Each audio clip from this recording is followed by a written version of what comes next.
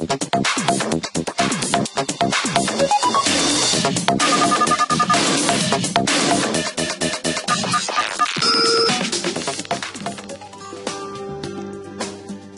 and welcome online job seekers to another video here in Online Job Site Philippines, a series of videos of the frequently asked questions that online job seekers send us and ask us about what are online jobs and how they can apply and how can they be hired in an online job. This is Jordan again presenting to you some of the most frequently asked questions, and we're doing this para po sa mga Pilipino na naghahanap ng online job, na nagkaroon ng idea. They know that online jobs exist and they want to apply in one, and they see there is a chance to excel and to make a career out of an online job. So let's start the ball rolling with this short video on one of the most common questions, and this is the most basic question that we get. What is an online job? I mean, just to think about it, we are so used, ito po sa Pilipinas, we're so used in a typical job wherein you go to an office and you for example, you go to a factory line if you're working in a factory, or if you're an office employee, pumapasok ka sa isang opisina. So how can this work? I mean, parang sa iba, hindi nila ma-connect because they see the internet as something they play with. I mean, they go on the internet, they play online, you know, they talk to Skype with their friends, they do Facebook, Twitter. Internet for them is for fun and games. So how does it work na dito pala sa internet is I can have a job? Well, it is true. Online job is real, and if you're thinking how does this happen, and we will answer that in the coming videos, and of course in this video as well. Now, para lang maintindihan natin in a very simple answer of what is an online job. An online job is where you work for an employer from another country, mostly from the United States or United Kingdom, doing tasks that can be done on a computer and over the internet. So ganun po kasimple ang online job. Yan po ay nakabase sa outsourcing industry. It is the same industry that powers the call center industry. You know, the call centers naman, di ba? American companies will hire Filipinos to answer client calls for them dito sa Philippines. Now, the concept of that is outsourcing because companies would like to pay Filipinos who are very good in English. They will pay them a smaller amount compared sa doon sila mag-hire sa kanilang bansa in their country. So an online job is based on that similar concept. There are employers from another country, mostly karaniwan yan is America and sa United Kingdom. They want to hire Filipinos who will be working from their home. They have their own computer, they have a stable internet connection, and they hire them to do a lot of tasks for them. You know, pwede naman depende sa skills nung isang i-hire kung ano yung po pwede niyang magawa. However, I would like to emphasize this. As an online job, it's kind of different from sa call center, no? Meron tayong mga online job that would require you to call people up, but hindi kagaya ng call center that you have to really call and talk to people the whole time. There are online jobs na ginagawa yan, pero dito sa Online Job Site Philippines, we don't have a lot of those kinds of jobs na you have to call, do sales calls or receive calls like in the call center industry. Kinukumpara lang natin siya that an online job, kaya siya nagkakaroon ng existence because there are real employers who are looking for Filipinos. And one exciting thing about this is meron kasing mga Pilipino, alam mo naman ang Pilipino, di ba? Alam nyo naman po ang Pilipino, ang gusto stable income, they want to know if the income is stable. Well, there are some people who have been inviting different kinds of businesses. Sabi nila, oh, you enter or you come with me in this online job. Pag ikaw naman ay sumama, ano ho ba ang aking gagawin dyan sa online job? You have to recruit people. You have to pay a fee, and then you have some kind of business package, and then for you to earn, you have to do some kind of networking. So yung pagkita po ng ganyang klaseng negosyo ay nakabase sa invite mo sa mga friends mo or whoever you want to invite there, and they invest as well, and then you earn.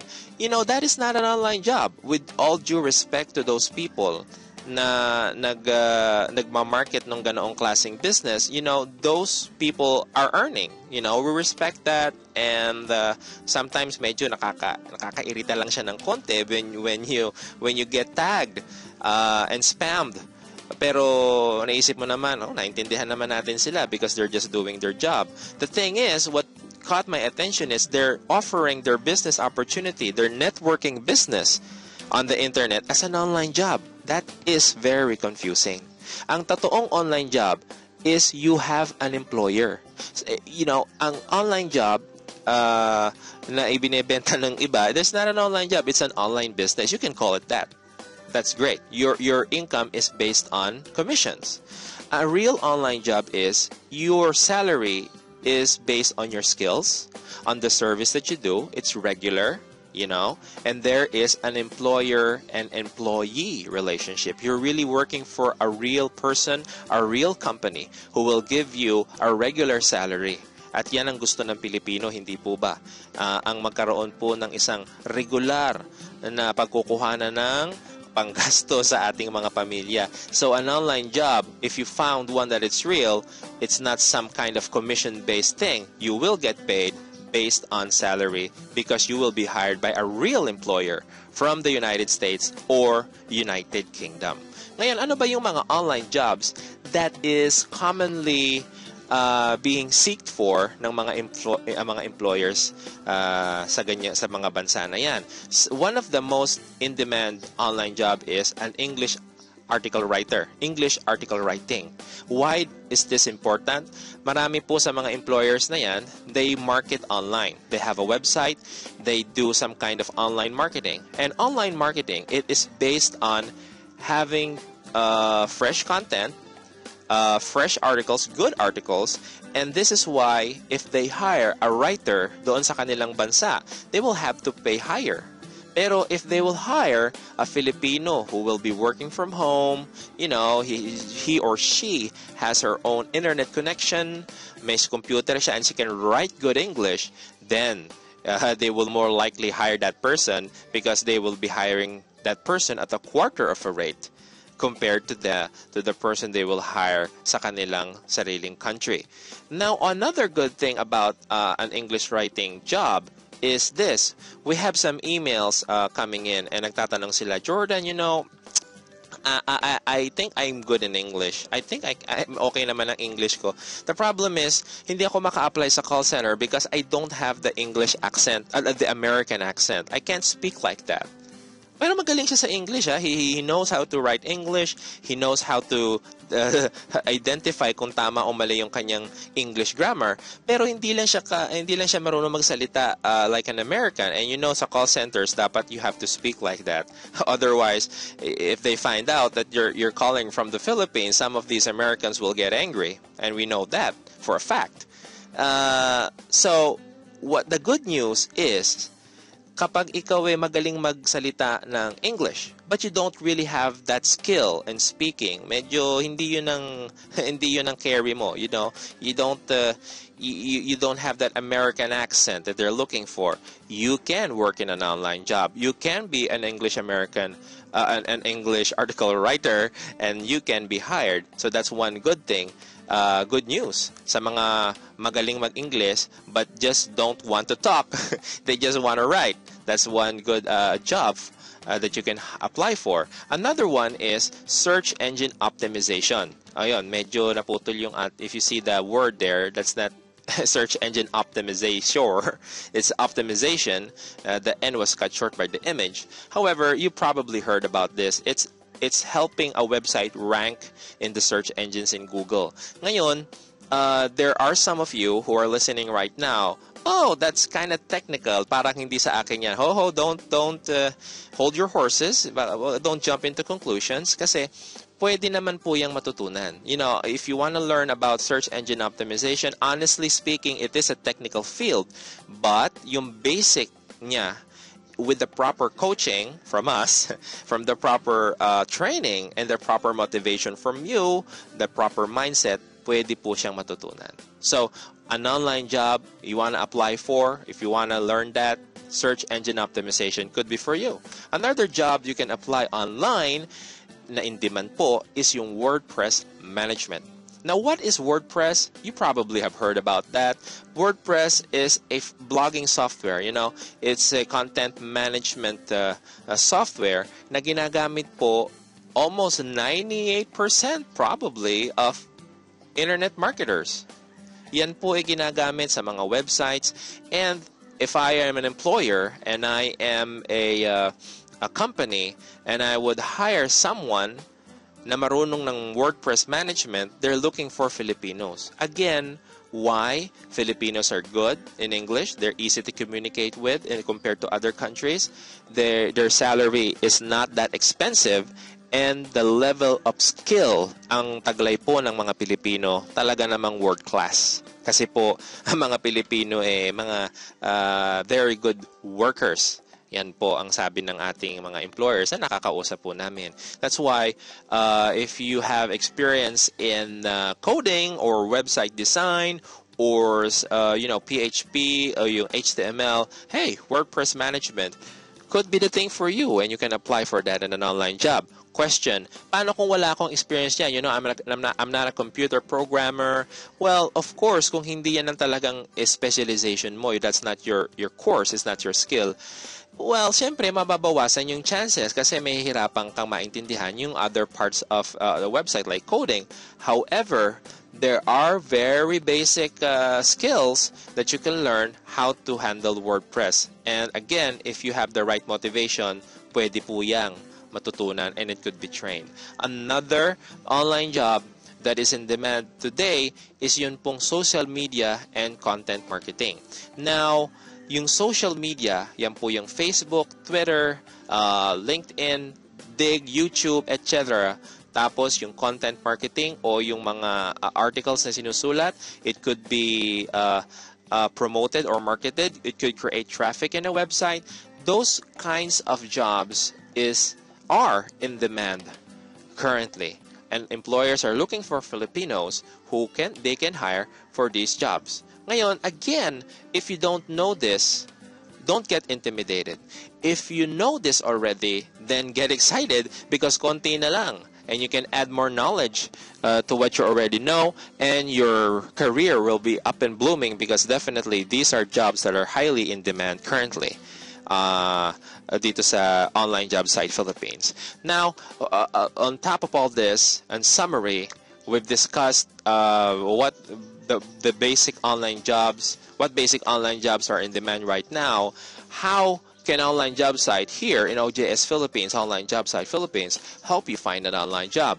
Well, we give you a free online job portal where you can upload your resume and showcase your profile and work experience.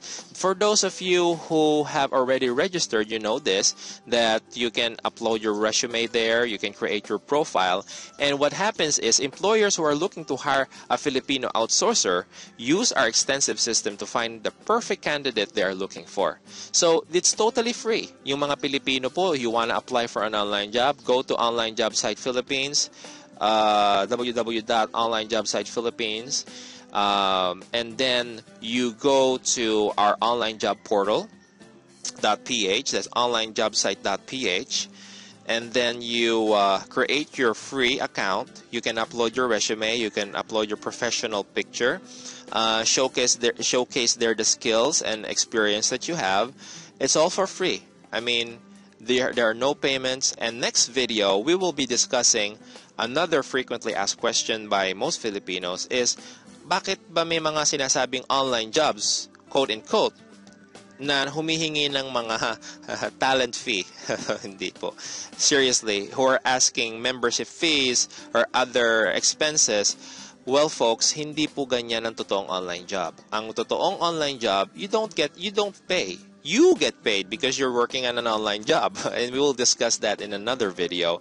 But right now, I would like to encourage you to understand that if you want to learn how you can earn in dollars, you don't have to leave the country, you don't have to leave your family, you can work from your home as long as you have computer, you have the internet connection, you have the skill, the basic skills, and the motivation, po pwede po yan. You can register for free, And sa system po namin, we are teaming up with many employers in the UK and the United States, and they can see, they can search in our database, we're looking for this person, and nakita nila, hey, this person is he fits the qualifications we're looking for, the person we were looking for, pwede po nila kayong kontakin through our system. So one good place to start. And how do you start building a career if you want to start in an online job?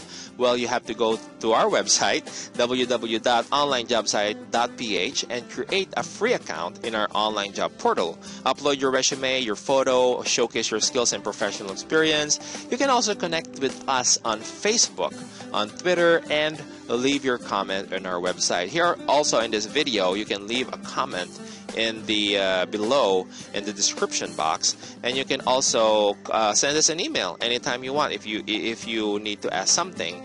Pero in summary, we are telling you guys, a lot of jobs are in demand right now, and doon sa mga inisa-isa po natin na English writing, WordPress management, SEO, social media, and content marketing, if you feel and you know you can do that, you have the right experience and motivation, you could probably apply for an online job. We can help you. We will definitely help you out as long as you do you do what you have to do is register first, and then watch the training and learn more about how to do these online jobs. We're really in demand. Kaya for now, thanks for watching. Good luck, and see you there in onlinejobsite.ph, where real people and real jobs are going on online. This is Jordan signing off, and thank you a lot for checking out this video. See you in the next video.